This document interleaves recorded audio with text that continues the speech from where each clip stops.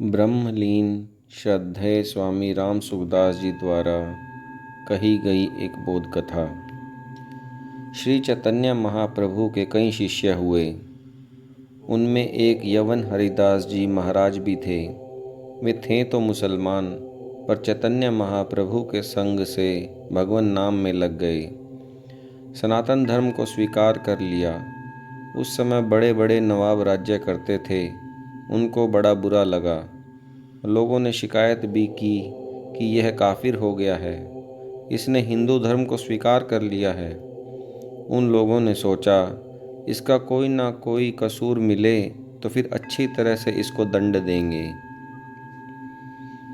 इसके लिए उन्होंने एक वेश्या को तैयार किया और उससे कहा, यह भजन करता है, इसको यदि तू विचलित कर देगी तो बहुत इनाम दिया जाएगा।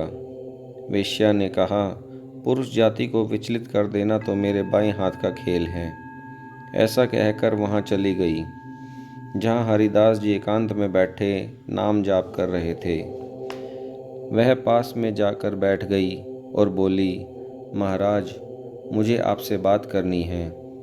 हरिदास जी बोले, मुझे अभी फुर्सत नहीं है। ऐसा कहकर भजन में लग गए। ऐसे उन्होंने उनको मौका ही नहीं दिया। 3 दिन बीत गए। वे खा पी लेते और फिर हरे कृष्ण कृष्ण कृष्ण हरे हरे, हरे राम राम राम हरे हरे, इस मंत्र के जप में लग जाते। ऐसे वैश्य को बैठे हुए 3 दिन हो गए, पर महाराज जी का ख्याल उधर गया ही नहीं। नाम में ही रस ले रहे थे। अब उस वैश्य का मन भी बदला कि तू कितनी निकृष्ट और पतित है।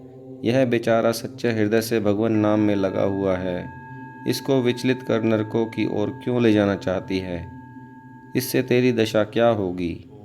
इतना भगवान नाम सुना।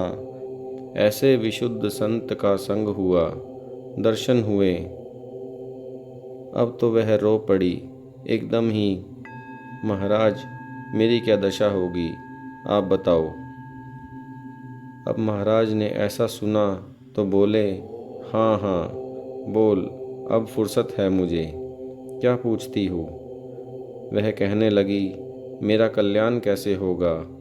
मेरी ऐसी खोटी बुद्धि, जो आप भजन में लगे हुए हो, उनको भी नरक में ले जाने का विचार कर रही थी। मैं आपको पथभ्रष्ट करने के लिए आई। नवाब ने मुझे कहा कि तू यदि उनको विचलित कर देगी तो तुझे इनाम देंगे। मेरी दशा क्या होगी महाराज? तो उन्होंने कहा, तुम नाम जाप करो, भगवान का नाम लो। फिर बोली, अब तो मेरा मन भजन करने का ही करता है। भविष्य में कोई पाप नहीं करूँगी, कभी नहीं करूँगी। हरिदास जी ने उसे माला और मंत्र दे दिया।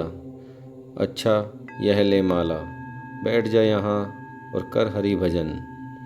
उसे वहाँ बैठा दिया और वह हरे राम राम राम हरे हरे, हरे कृष्ण कृष्ण कृष्ण हरे हरे, इस मंत्र का जाप करने लगी। हरिदास जी ने सोचा, यहाँ मेरे रहने से नवाब को दुख होता है, तो छोड़ो इस स्थान को और किसी दूसरी जगह चलो। एकांत में 2-3 दिन तक वैश्या बैठी रही, फिर भी हरिदास जी का मन नहीं विचलित हुआ। इसमें क्या कारण था? राम नाम का जो रस है वह भीतर से आ गया था। अब बाकी क्या रहा सज्जनों? संसार के रस से सर्वथा विमुख होकर जब भगवान नाम जप में प्रेम पूर्वक लग जाओगे, तब यह भजन का रस स्वतः आने लगेगा।